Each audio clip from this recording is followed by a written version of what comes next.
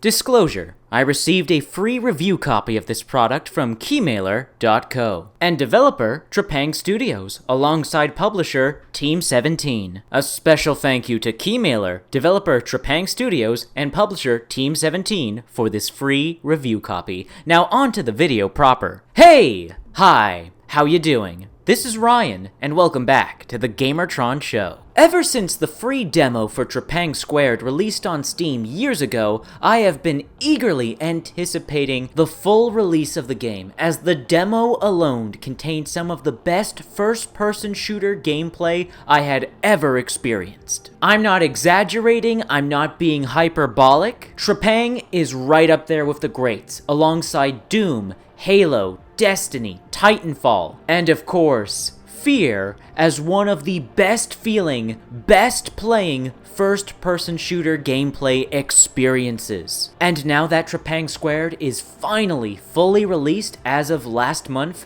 June of this year, 2023, it is easily now undoubtedly, inarguably, one of the best indie middle market video games released this year, and simply a must-play, a must-buy if you love first-person shooters. The game sells for $40 Canadian and $30 American, and it is worth every penny of its purchase price. However, what you need to understand about Trepang going into it is that it's not the longest game completely jam-packed with content out the wazoo. It's not a shooter with an absolutely gargantuan arsenal of weapons to pick from. Here are all the playable missions, both main and side missions. Here are all the guns available. Now, when you initially see this, you're probably thinking to yourself, wow, that's not a lot. Is this really worth the asking price? I assure you, yes it is. The thing you gotta understand about Trepang is that this is a game of quality over quantity. This is also a game with an emphasis on replayability, replaying the campaign over and over again on higher difficulties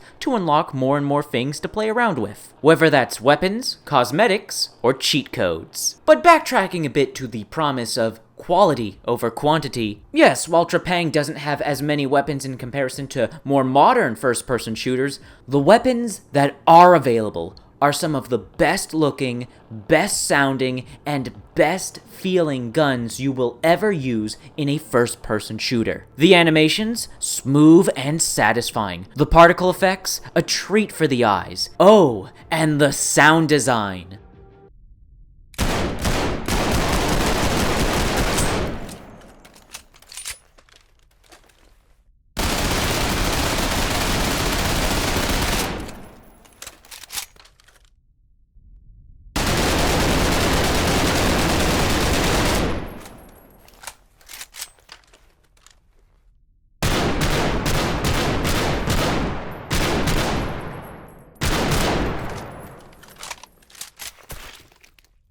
Immaculate. Simply perfection. Oh, and the shotgun in particular, easily one of the best video game shotguns of all time.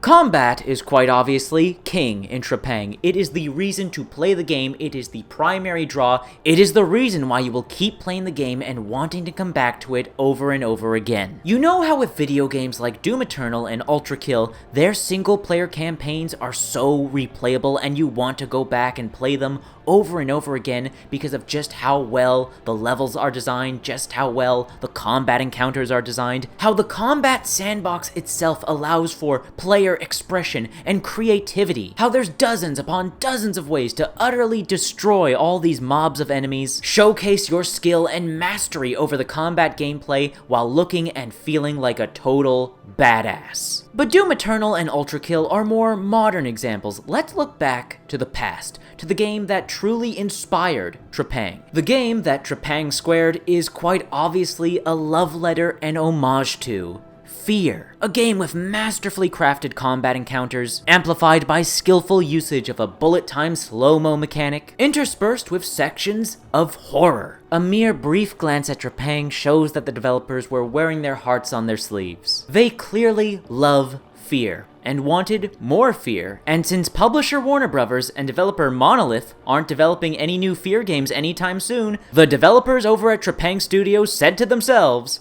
fine, we'll do it ourselves. And God bless them for it, because we have now all been blessed with Trepang Squared. Now, while Trepang is a spiritual successor to Fear, make no mistake, the game has an identity of its own, with several concepts, story beats, and mechanics unique to it. For example, being able to dual wield every single goddamn gun in the game, including the grenade launchers. And to top it all off, even with just how amazing the combat gameplay for Trepang is, when the game flips the switch and becomes a horror game, it's a very effective horror game, using sound, lighting, atmosphere, pacing to build a sense of tension and dread. You play as a killing machine super soldier, but just like that, all your power is taken away, and now you feel helpless, stalked by unknowable horrors lurking in the dark. It's one hell of a contrast, but nonetheless an effective and memorable experience. Oh, speaking of experiences, I simply must mention and praise the soundtrack for Trepang Squared. Simply fucking phenomenal and amplifies the experience tenfold. Just listen to this.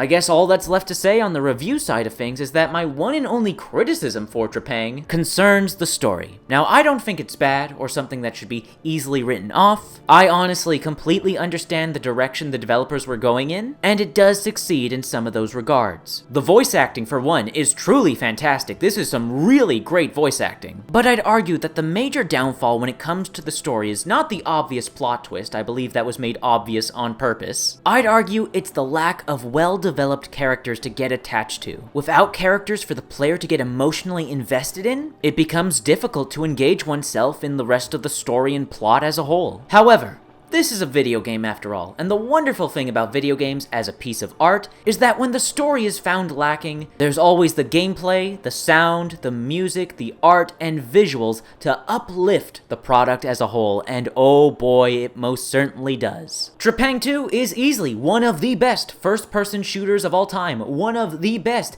indie AA middle market shooters of all time, and one of the best video games released this year 2023. Oh, and this is easily going to be one of my top 10 favorite games of the year 2023. I cannot recommend Trepang Squared enough. Buy it, play it, you won't regret it. Anyways, that's been a video. Thank you for watching. If you did indeed like the video in any way, shape, or form, please be sure to hit the like button and leave a comment in the comment section down below. If you want to help out and support the video, then please share it on social media, Twitter, Reddit, and Facebook. And if you want to help out and support me directly, please consider making a donation via the Super Thanks feature here on YouTube, or by clicking on the links and donating to my Buy Me a Coffee or Ko-Fi pages, links in the description down below. Anyways, once again, that's been a video. Thank you for watching, and I'll see you all later.